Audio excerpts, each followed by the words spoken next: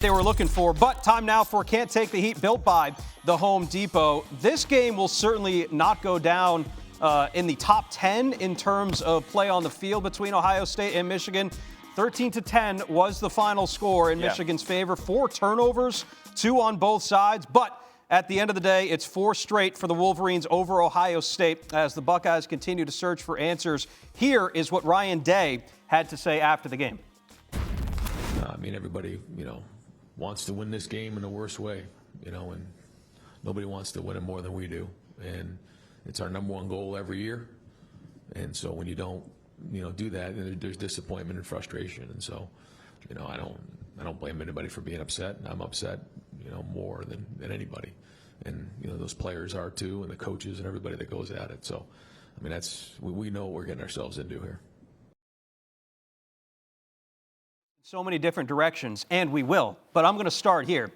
Ryan Day, like we have just mentioned, has tried just about everything he can to beat that team. Yeah. He has failed. Right. Why?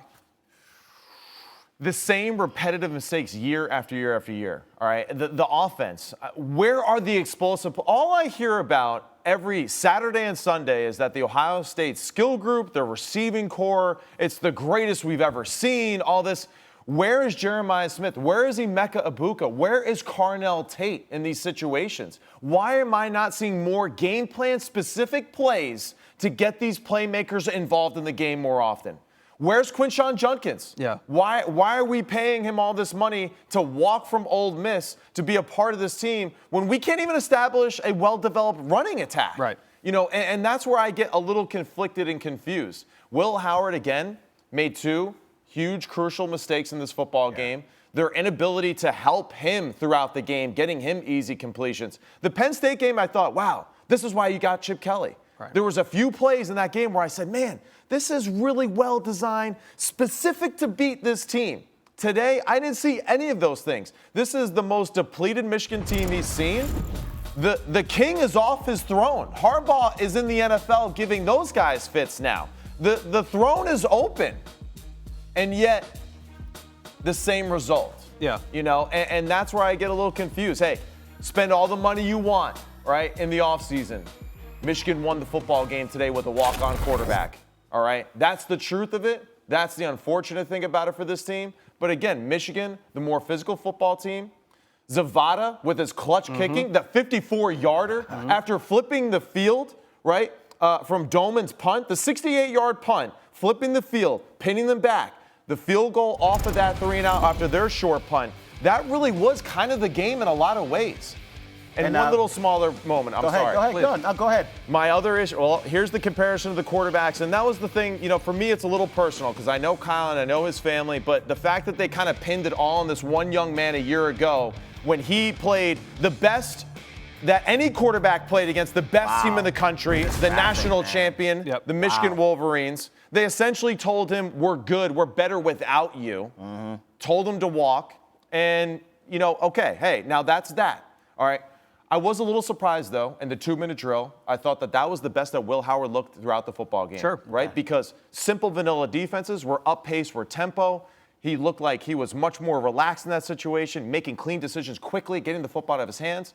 And then, Day says they tried to go with tempo later in the game. I didn't quite see it that same way. Yeah. But kind of surprised that they didn't take that and try to use it later in the football game to help their team get more momentum. I'll come to you here, Scoob. I think the biggest indictment for Ryan Day and Ohio State is they did all of this. They put together the roster. Yeah. They got all the players in there that they wanted to be and have the best roster in college football. But at no time this year have they actually looked like the best football team in the country, I think, at least for a full game. So what is a successful season now for Ryan Day and Ohio State?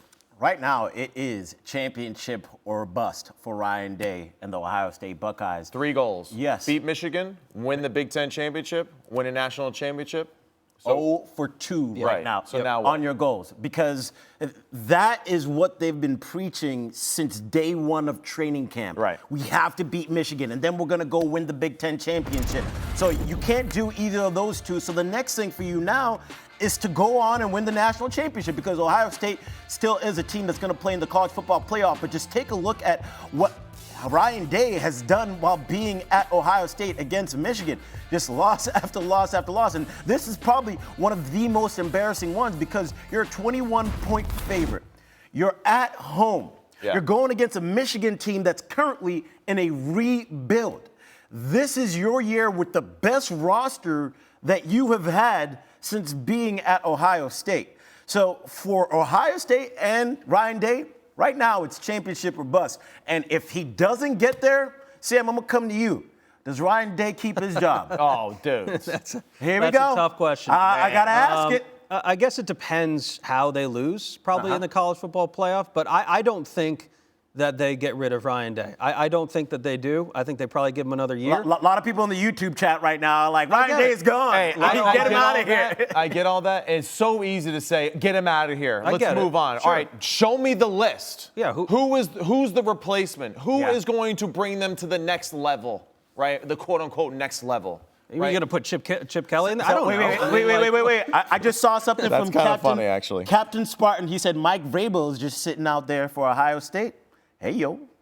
Hey, Look, that's actually kind of interesting. there are options. There are options out there, but Shout out to YouTube chat. Remember, I said if you're talking over here, we're going to add you into the show for the discussion. I think it's one of those things that's easy to say. Right? Agreed. But we're not quite there yet. There's still a lot of football to be played. And all that being said, they can still win the national championship. No doubt. But this is definitely a black eye or a blemish to what we thought was a team that really had the resume going into the year to really make a run. And let me just say this real quick. Ohio State the players played a great game on the football field. And when I say players, the defense, because if you look at Michigan's drives, 2 plays, 2 yards, touchdown.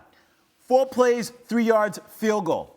And their last drive was 11 plays, 57 yards with a field goal. And don't get me started on that substitution penalty that Ryan Day had, which gave Michigan the first down when they were in the red zone. So those mistakes that end up ultimately costing them the game are going to fall on the coach. Yeah. So I want to shout out Michigan's coaching staff because you have had probably the best 2 weeks. You got Bryce Underwood in that commitment. However much you paid him, apparently $10 million, whatever it is. You also smacked Northwestern 50-6. And now you get your 4th straight win against Ohio State. Shout out to the Michigan fans. Shout out to the Michigan Wolverines. You closed out your year strong.